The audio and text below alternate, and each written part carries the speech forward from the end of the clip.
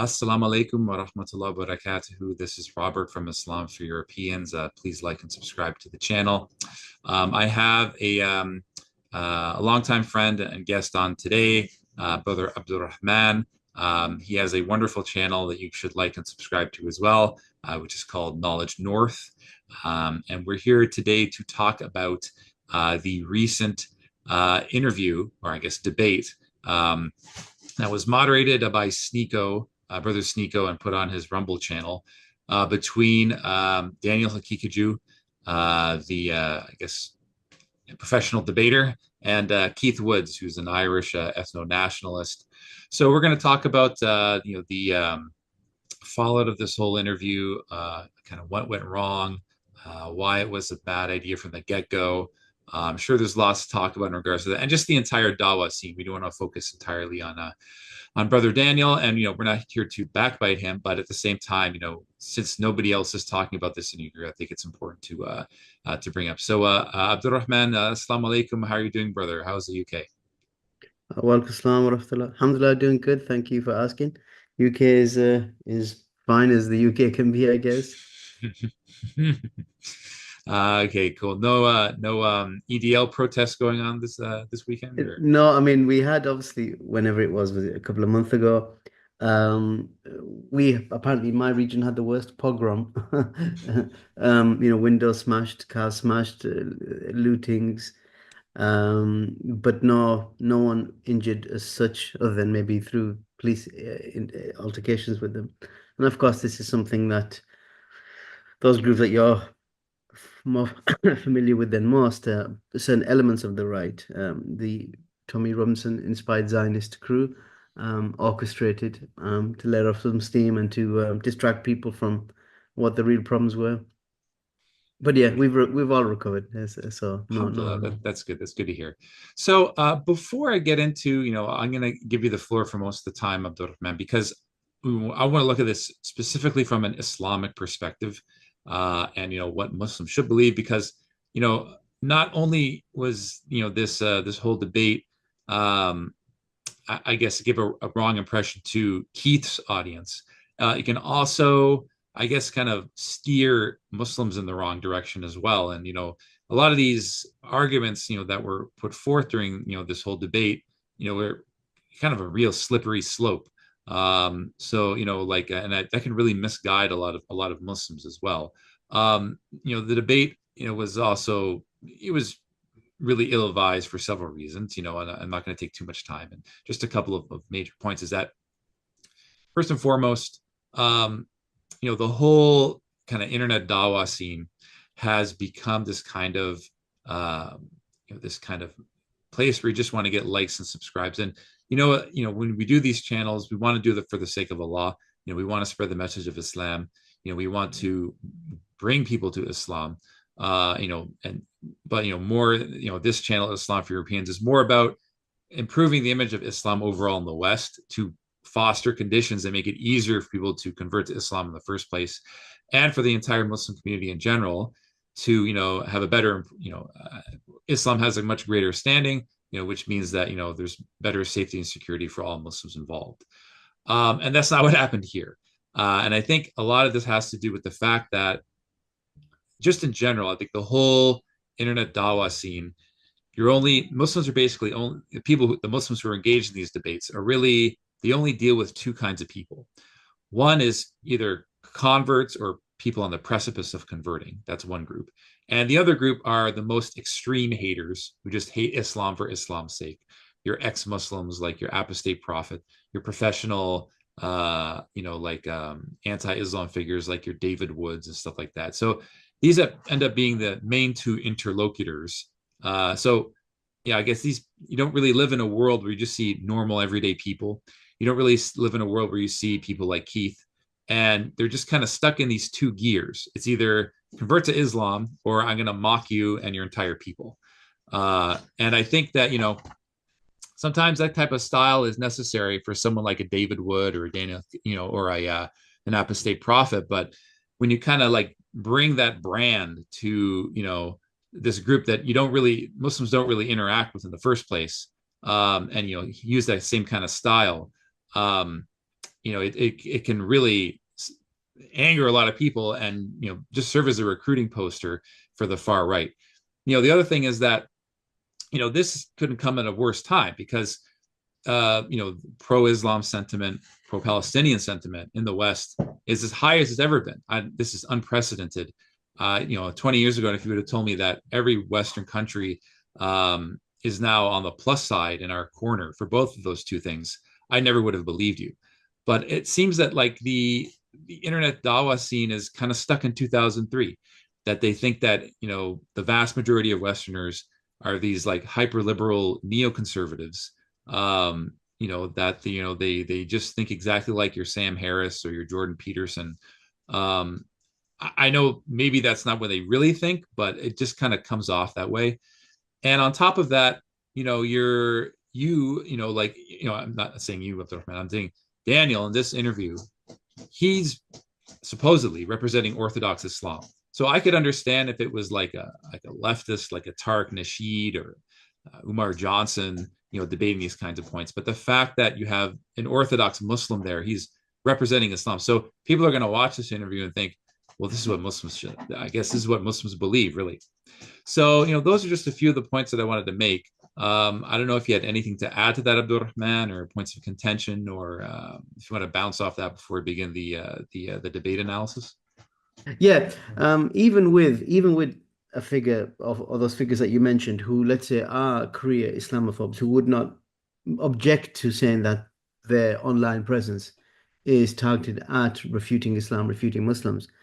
Even when engaging with them, we have to be smart and realize we're not talking to one person here. We're talking through them to the audience. These things online or anything that's recorded, it's for posterity. And we should not think that a person who's coming to see an engagement between a Muslim and an interlocutor understands the entire backstory of the relationship, the animus between the two sides. So whatever we're saying, we need to understand this is sound biteable. This is a standalone message we're giving. So what are we presenting to the people? Don't assume now that the recipient is a phobe of some sort, an Islamophobe of some sort, that is very cynical about everything you say. Therefore, each and every time, essentially, we're giving the message, we are doing da'wah, we're inviting someone.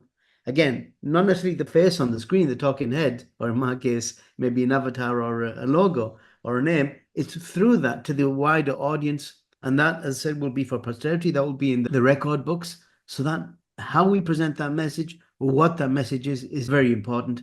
And we should always appeal to the lowest common denominator, those who have the worst possible take on Islam, who think and who've been conditioned by some of these people you've mentioned, the Jordan Petersons, the Sam Harrises, or Douglas Murrays and whatnot, to think the very worst of us and our religion. So we have to do a lot of that clearing of the weeds, getting rid of the algae before we can take a swim, a healthy swim, and benefit from the pool.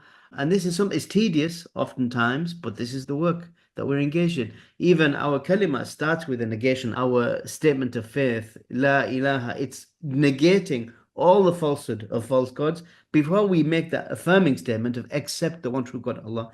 Likewise, in our dawah, we have to get rid of the detritus and the rubble and the filth before we can present a meaningful message. Yeah, no, it's well said, Abdur-Rahman.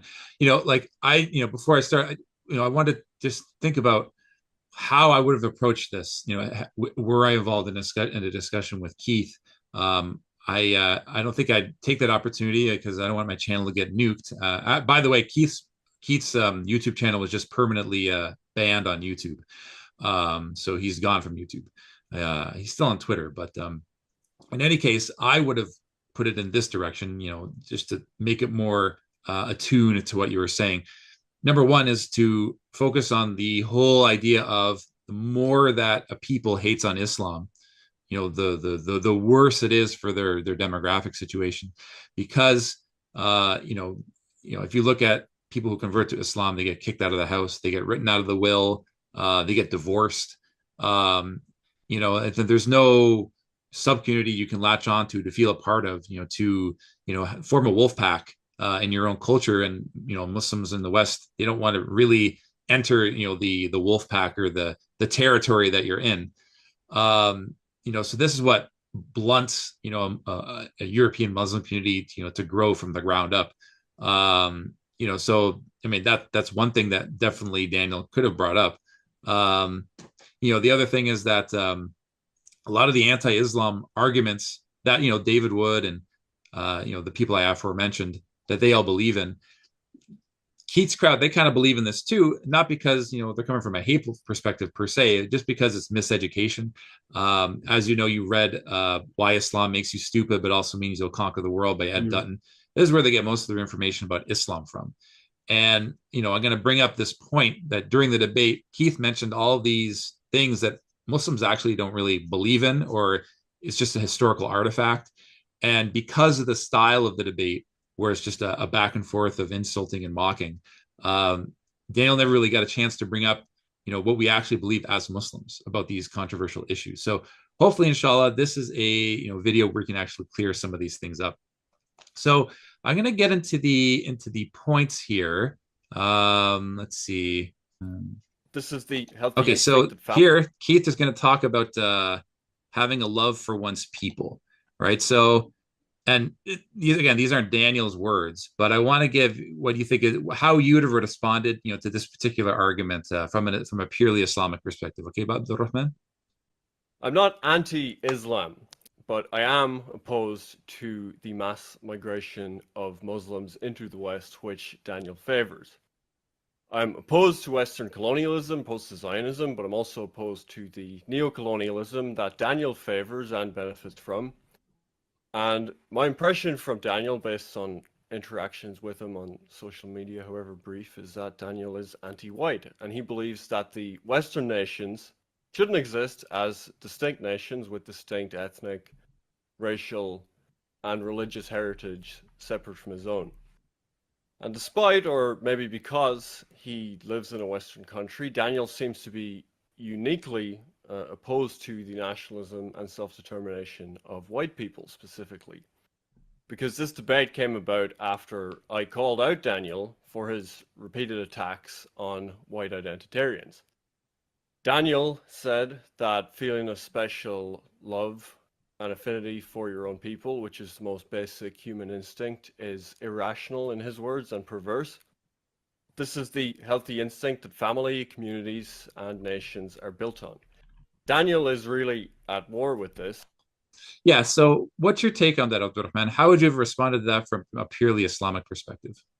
Essentially, Islam does not have a dog in the fight of what a community, non-Muslim community, or even a Muslim community does, provided it does not contradict or get in the way of a Muslim, he or she worshipping Allah as they're required to.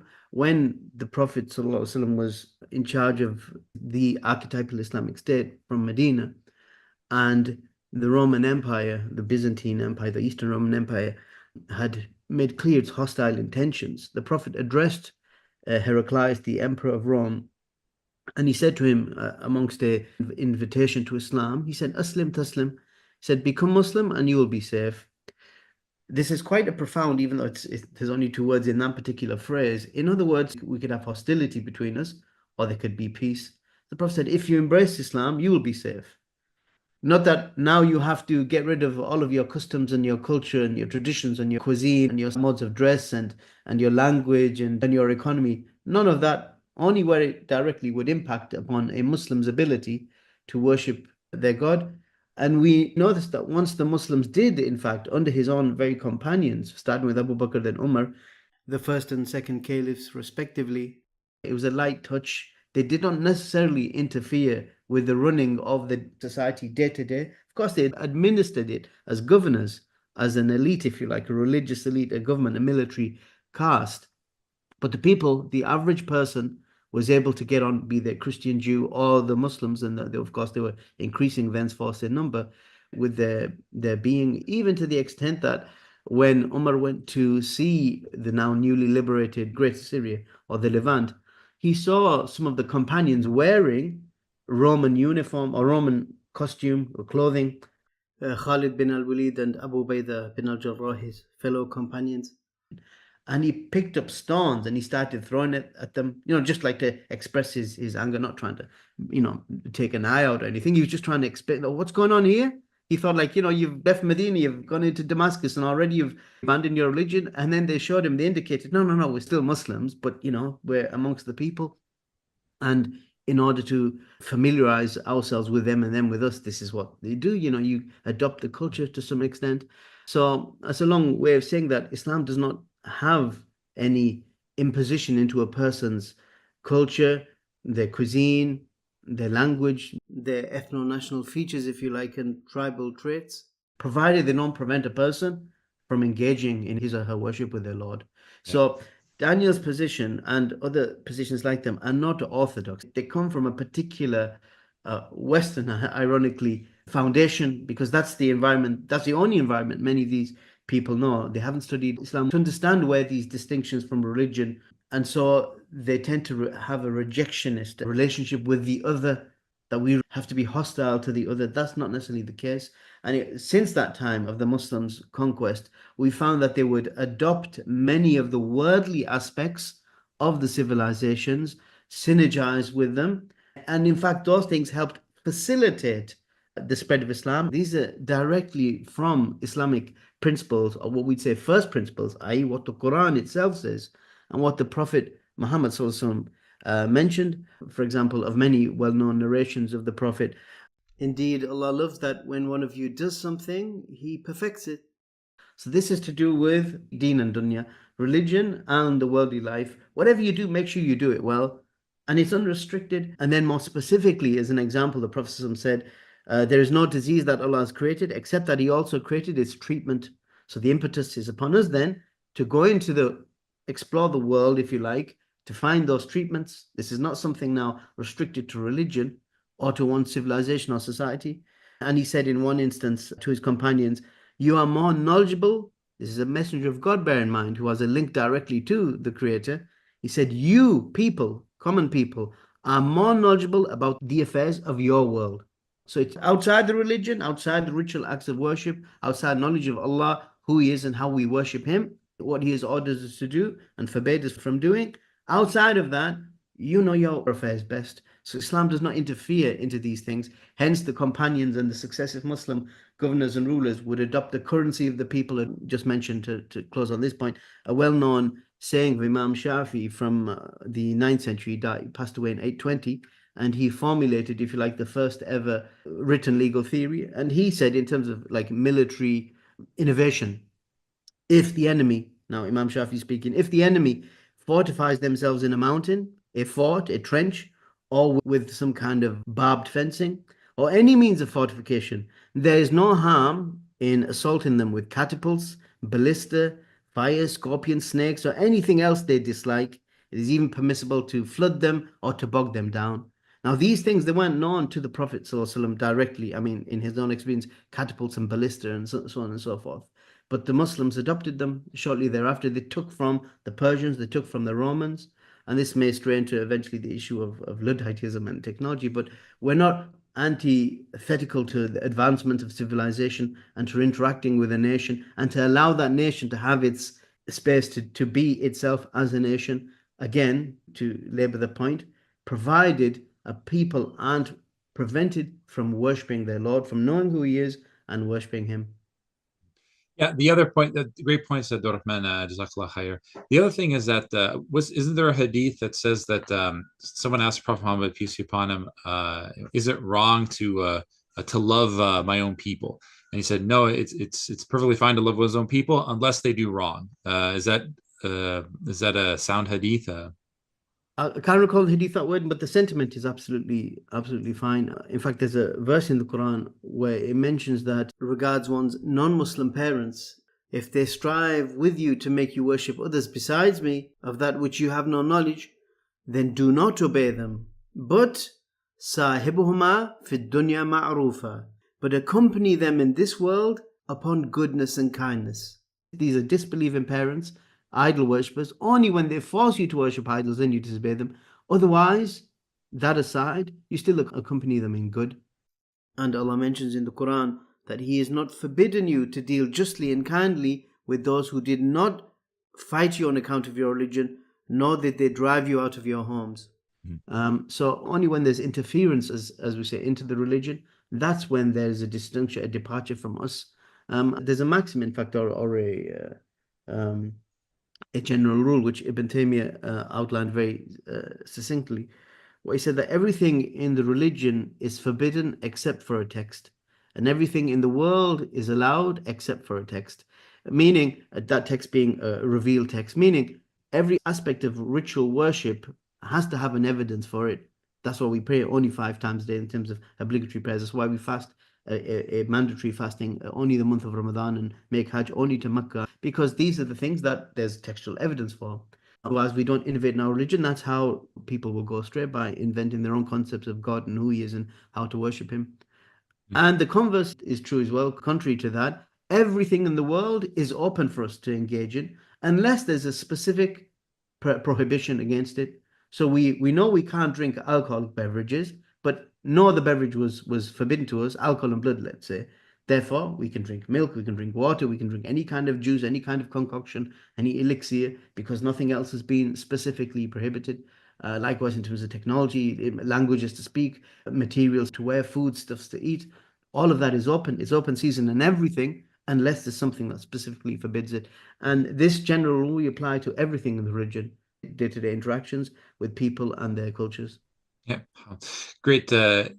Jazakallah, thank you for that, Brother Abdur-Rahman. I'm going to skip ahead to, I highlight some other passages here.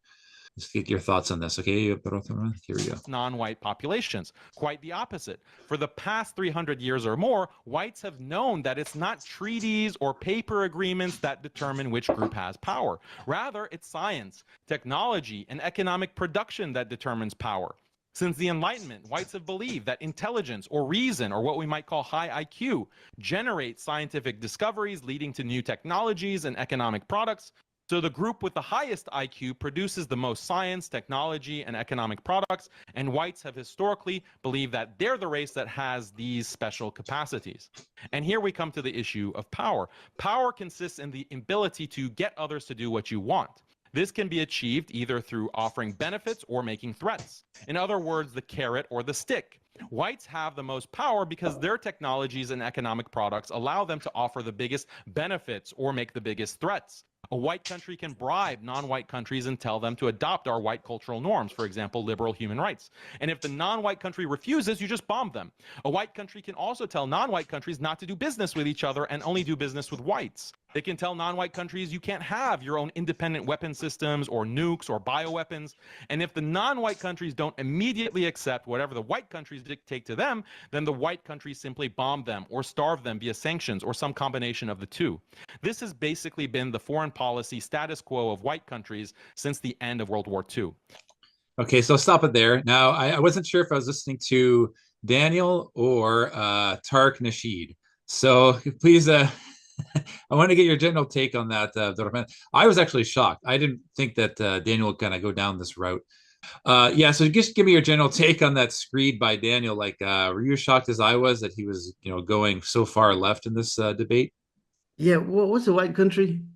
I mean, all of them. Yeah, yeah, exactly. What? Of course, we know he's speaking of the West in general, where you have a physiological white DNA or phenotype as a majority. But is that something constitutionally enshrined? Is that how they self-identify? And therefore, to stigmatize people based on color is adopting the very racism you're supposed to be against. That's identity politics. That is leftism. That is a kind of Marxist speech. What do we care if it happens to be the case that a majority of people of a country are of a particular color? We're interested in their engagement with us, their engagement with their own people, what they claim, and where we can perhaps advance our cause as Muslims for our benefit and for their benefit. And if we are part of that, part and parcel of that society, then of course we don't want to otherize ourselves as if we're never going to be stakeholders. That's Muslims who are part of any particular cultural society. So to have this delineation on color is racism. It's reversism. What's the reaction going to be? Oh, you see us as whites, do you? Okay, fine. Then we'll see you as blacks and browns then. And then, it becomes such a low tier and bottom feeding type of discourse after that. Besides all the other points, which were also very questionable. but just the framing of it in terms of race. Yeah. So, I mean, also, the last time I checked, white people have been, they were completely, most of them were against the, invasion of Iraq in 2003. I remember very distinctly, it was the largest protest in the history of the world at the time. The majority of Canadians were against the Iraq invasion. Our government was against the Iraq invasion. Even France, we always tout France as the worst country for Muslims, but even they were opposed to the Iraq invasion.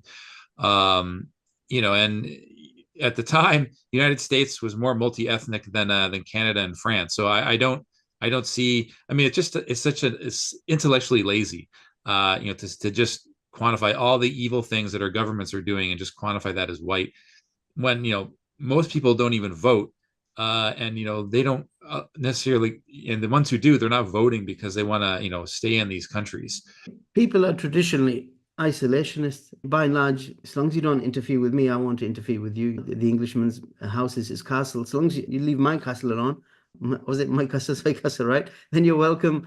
But by the same token, these military adventures and escapades into other people's territories, most people aren't advocating that. The average person, especially when they understand the blowback, especially when they understand the risks to their own non-state actors or instruments of the state, whether it's refugees, whether it's terrorism, or whatever it might be from, military adventures. People don't want that. They want to be left alone, and they want to be able to travel around the world and be respected and treated as guests, which Muslims do to the average person, even if their state itself is engaged in some kind of hostile activity on their soil. Because generally people know that we can't blame the average person for what their governments do. And as you said, most governments are non-representative anyway. It's a small minority, whatever, not to get into the democratic system, but, it's just a facade. It's really, it's dumb and dumber. You're just picking one of two. Who is the biggest liar? That's the one who gets voted in, and to put that upon the average person and then construct your interaction and your dialogue and your discourse with that person or their family or their populace and society at large on the basis of what these governments, who they themselves often despise, where even if they've voted and they're happy with who came to power, that they're totally happy with them. It's almost known by necessity. If you've dealt a bad hand, you try to make the best of it. And that's what people do with politicians. No one likes their politicians necessarily. Very few of them stand out as paragons of virtue. So then to, again, put all of, let's be frankly, let's Zionist neoconservatism. Yeah, I was going to say what they do to Muslims, let's say, or what they do to Palestine. To put that upon the people who, as you rightly said, are generally against this. I mean, which mother isn't against seeing a baby's head blown off or innocents being starved to death or massacred? Which common average person is for this, unless it's part of their religion, where they look down upon people who are not part of their tribe and then they hate them and they want to enslave them? Unless you belong to that particular theology or ideology, the average person doesn't necessarily hate the other. They just want to be treated as they would treat others, as they say. Yeah, and the fact that he's barking up the wrong tree. I mean, why? I mean, you're preaching to the choir, Daniel. I mean, Keith is against all this. So I mean, it's almost like he thinks he's and to add to this, Daniel, this is not the first time he's debated the dissident right. He's debated many figures in the dissident right. It was almost like I was just shocked, just because it's almost like he just had no memory of it. I think part of it is like the contrarian persona he has, that we have to have some kind of debate here. We have to have some kind of clashing of heads.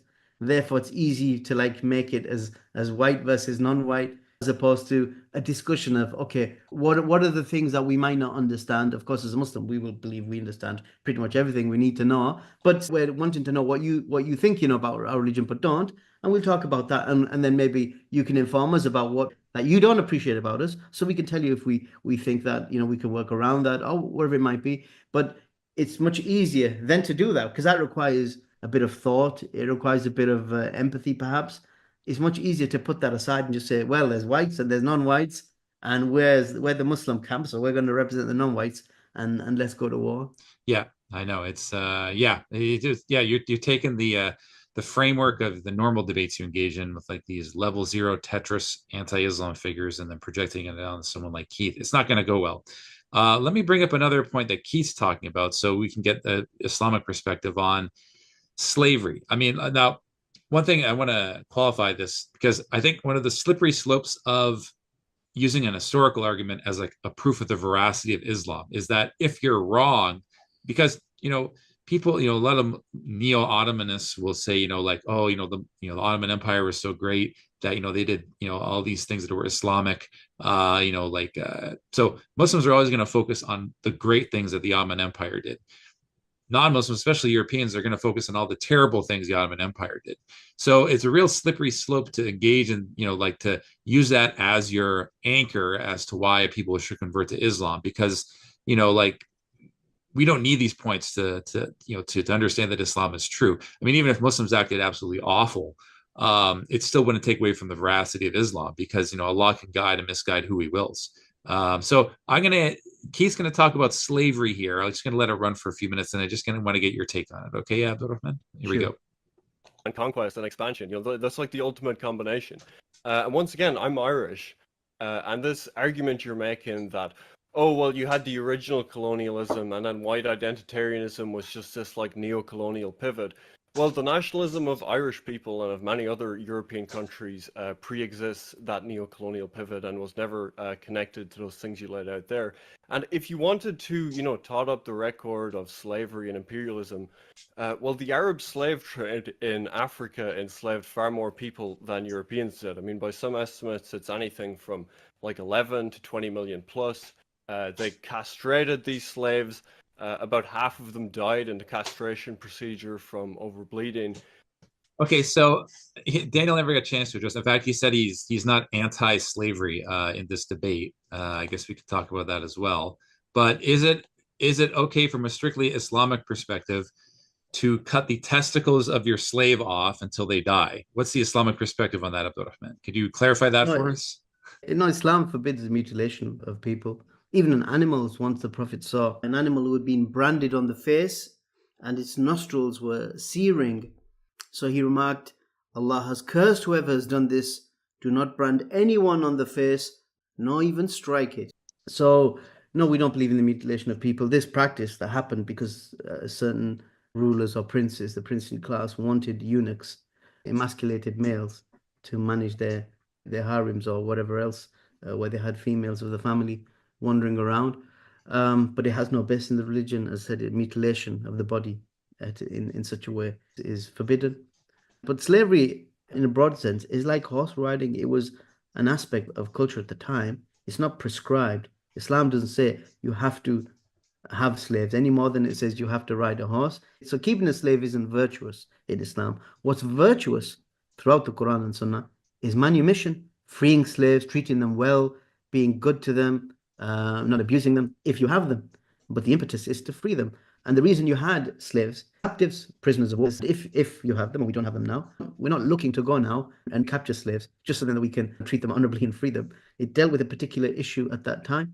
And if there's a common agreement from, let's say, a non-Muslim society, a country, and a Muslim country, and they agree that, look, the non-Muslims say, we're not going to keep any Muslim slaves. And the Muslims say, fine, we won't keep any non-Muslim slaves. That's all good then. It's where you can't have agreements that may lead to a war that you would take captives, and then it's what to do with the POWs. So whether they will end up in prison or prison exchanges, and if they're not, then they become slaves. So if we can avoid all of that from the beginning, then that's what we would do. Just as we wouldn't now want to enforce everyone to give up their cars and take to horses. The Prophet rode a horse and they had camels. That's not prescriptive. But if you have a horse and if you have camels, treat them well.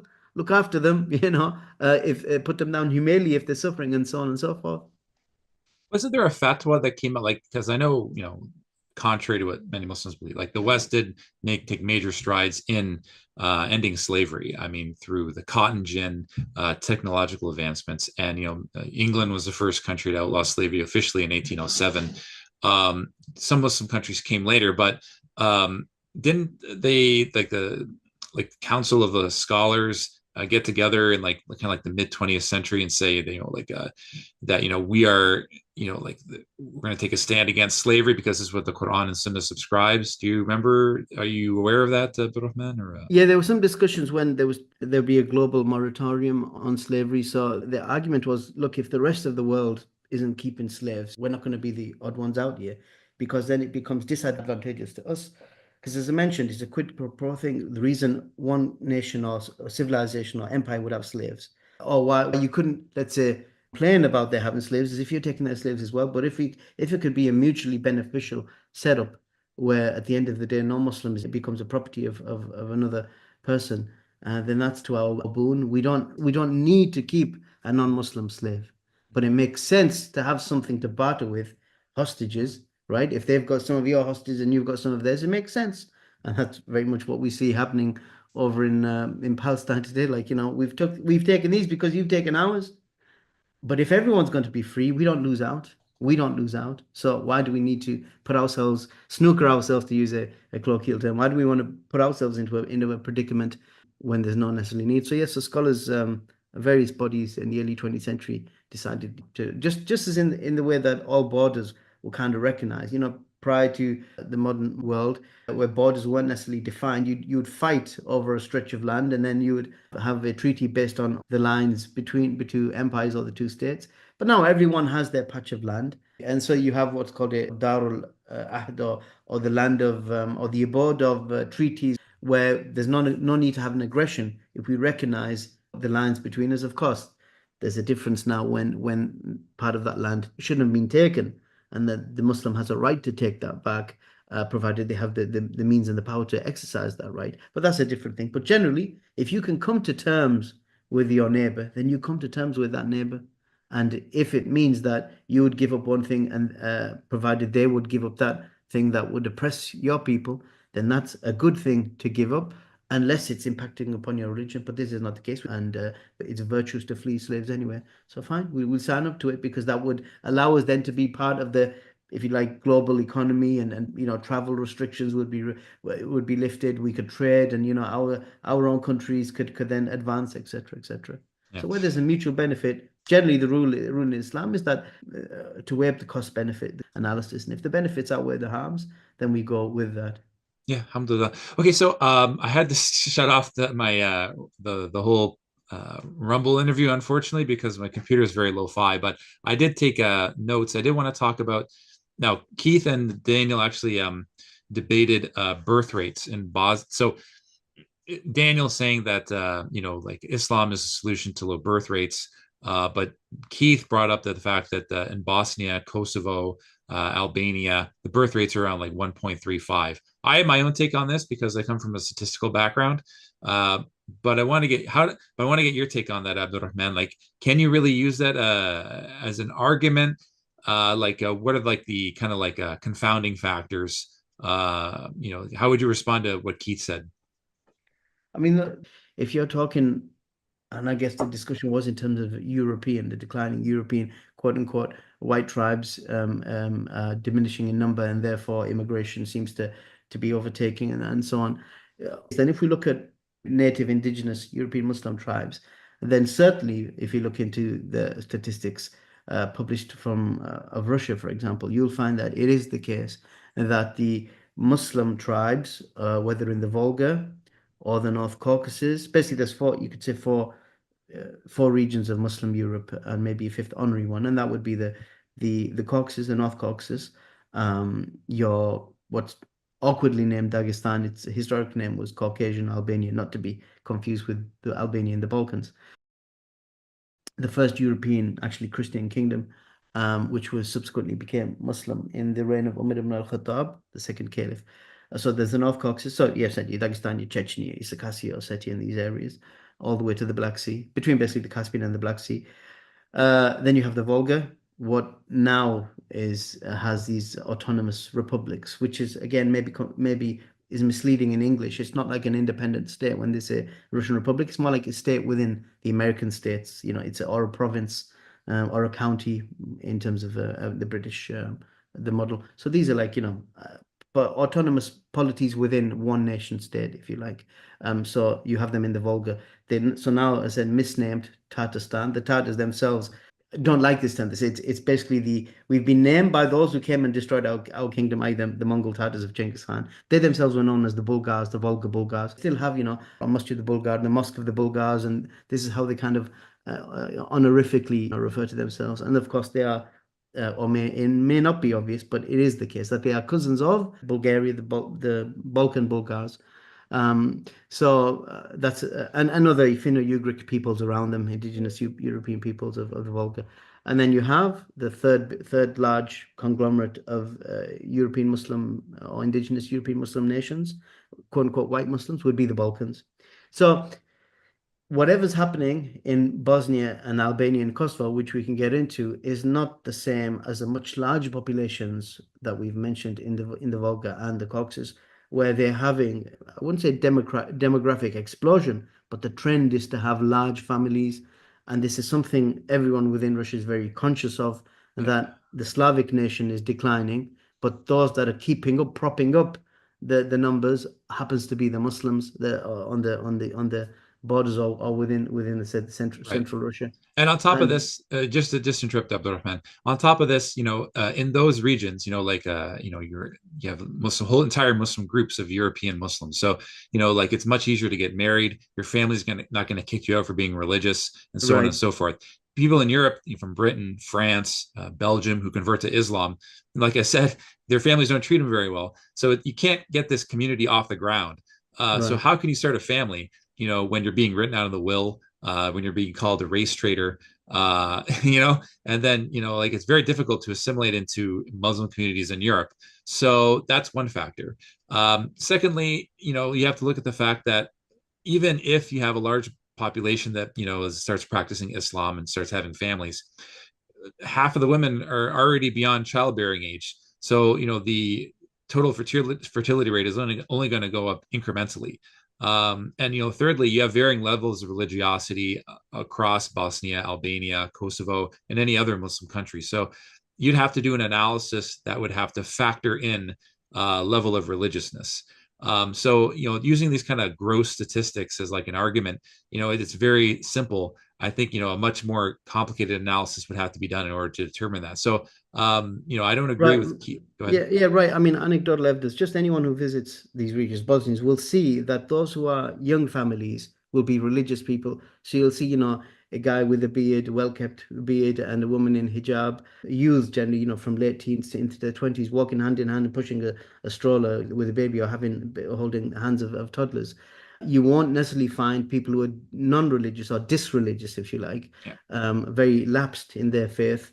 In that kind of relationship, if it is, it might not necessarily be a halal one, but kids will be the furthest thing from their mind because, they're chasing, their careers and so on. Not that the careers are a problem for a Muslim, but you know what I mean? The focus on that traditional family is very much a part of the practicing Muslim psyche. So I think I would say on the issue of Bosnia, it's way too early to tell in terms of drawing conclusions, because the religiosity picked up in Bosnia, unfortunately, unfortunately in terms of the genocide, but fortunately, religion was relearned and rediscovered following that trauma. And that's when you saw these shifts in attitude. And this is something Bosnians would mention to me, that they would lament the fact that the society was very secular and anti-large family.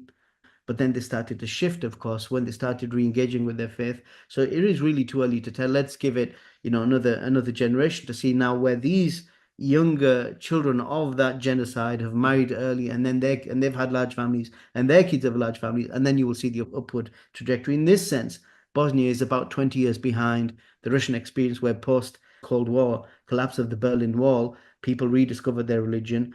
And you saw those trends, the abandonment of alcohol, the abandonment of promiscuity, the adoption of Islamic principles, re-engagement with studying Arabic, and which was always a part of their culture since they'd been conquered essentially, or liberated from one aspect by the early Muslim Arabs. And so we find that we do see that massive demographic trend, which is something worrisome for people who are, not wanting to see Islam grow in those parts of the world. But this is something acknowledged, and we can give so many anecdotal evidences. And so I've myself have conducted some ethnographic surveys in those regions, to the extent that even the diaspora Greek community have started to convert to Islam. Even the Volga German community, who were sent there at the reign of Catherine the Great, you'll find that they've got substantial collectivized Muslim communities. So all of what we see in the Balkans, in terms of the numbers, those small percentages, Give them time and then see. And if anyone is in doubt, let them just go to Sarajevo, let them,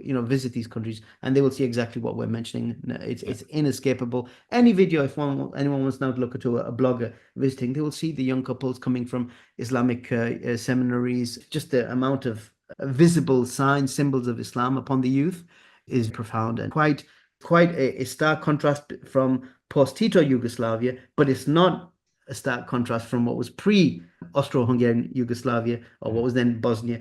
Bosnia under the Ottomans was very religious, and there was large families.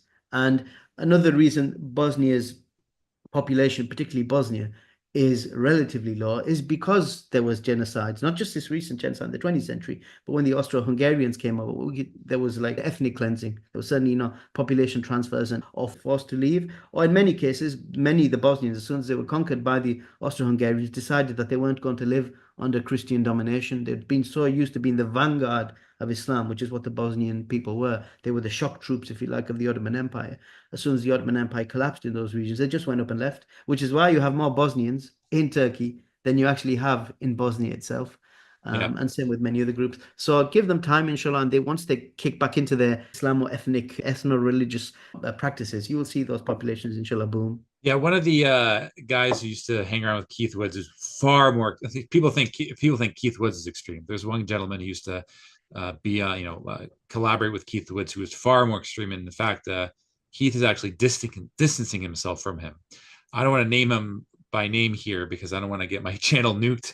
It's near the end of the interview, though, so I'll just say it. His name's Joel Davis, and he was, like saying the Reconquista, we should do it again. It was a good thing. And I just think to myself, wait a minute, the Reconquista, technically speaking, is basically white genocide because most of the people who were Muslim in Andalusia were, native Europeans that had converted to Islam.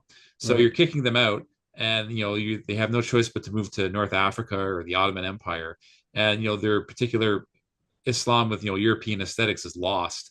So technically speaking, according to their definition, like if you want more Europeans, stop doing the Reconquista. But yeah, that's the whole point. I mean, the whole debacle of this interview is that it really didn't give a good impression about Islam to the dissident right or Keith's audience. I was just shocked. It was just awful, from beginning to end.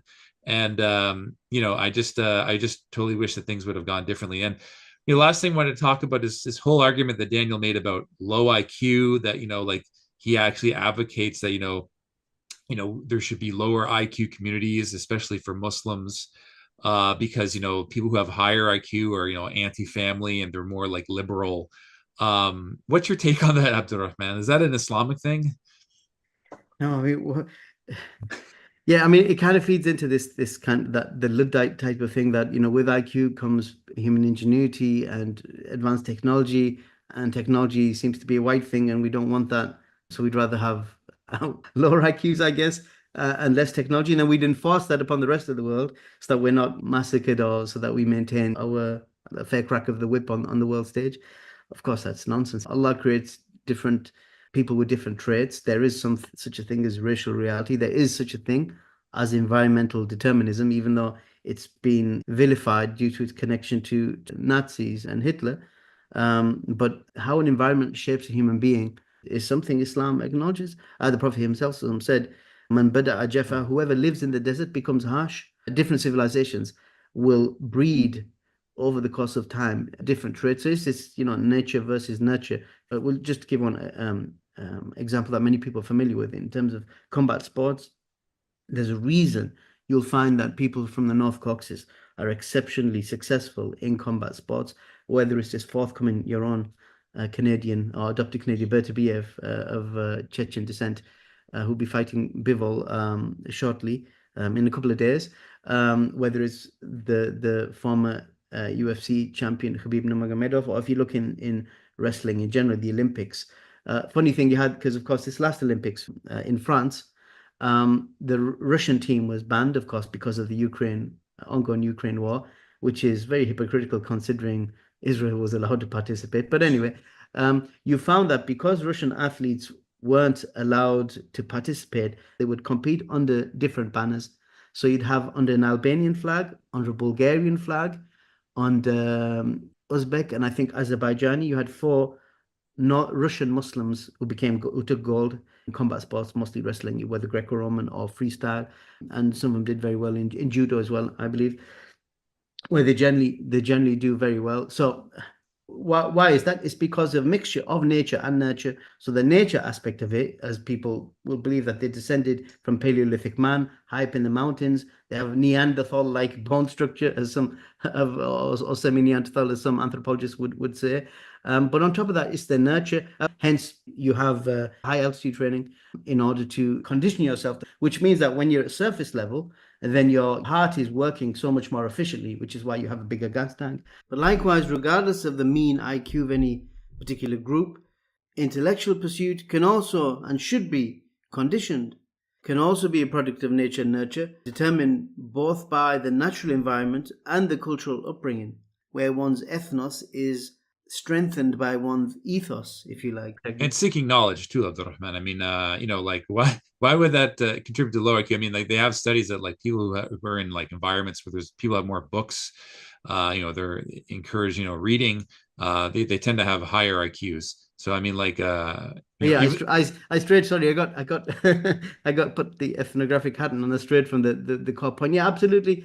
With knowledge, with that conditioning, actually, with the academic conditioning, your IQ does raise when you with it. Is that a bad thing? Of course not. That's exactly what happened to the Muslims. The Muslims did advance, and we mentioned this was encouraged from the Prophet directly to go out and seek knowledge and take from the other civilizations where it doesn't conflict again with your ability to worship your Lord. In fact, it could assist it in terms of various things such as clean water and architecture. Yeah, and you're saving lives. Like I mean, like, yes, I mean, everyone has an iPhone now, and they, like astaghfirullah, they can access, the most horrible things at the touch of their fingers. But, like you can also use that technology to, for example, help someone, help a surgeon conduct surgery in like Afghanistan, via, like the internet, or, like medical procedures, saving lives. I mean, like the reward in saving a life is very great in the sight of Allah. So I don't get Daniel's argument that, like all this technology is just, horrible for the human race. It has good and bad, it just depends how you use it. Yeah, the cure for cancer, the cure for baldness has yet to be found. Maybe it will be Muslims who will find these cures. Maybe it will be Muslims who will be the leaders in extremely fast submarine travel, interstellar travel. Who knows? It's all out there.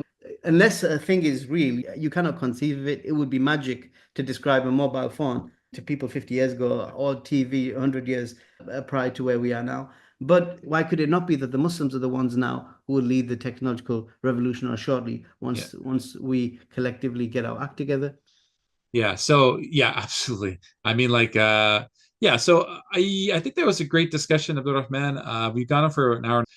Is there any other point that you wanted to bring up in regards to the debate?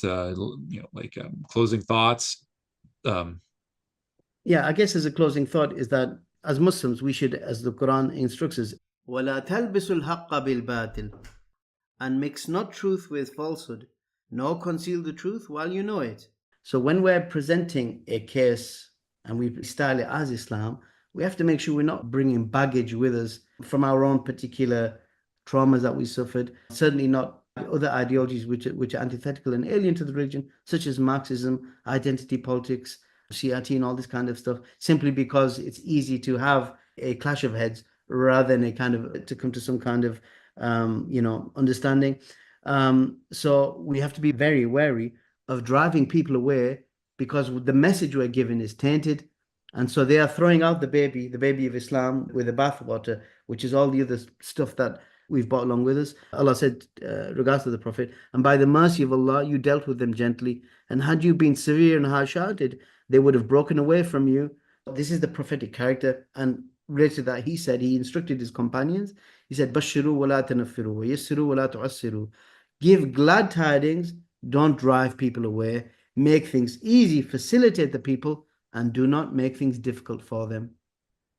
Yeah, I mean, like I said, the YouTube dawa industry on the internet, they only have two gears, Abdur-Rahman.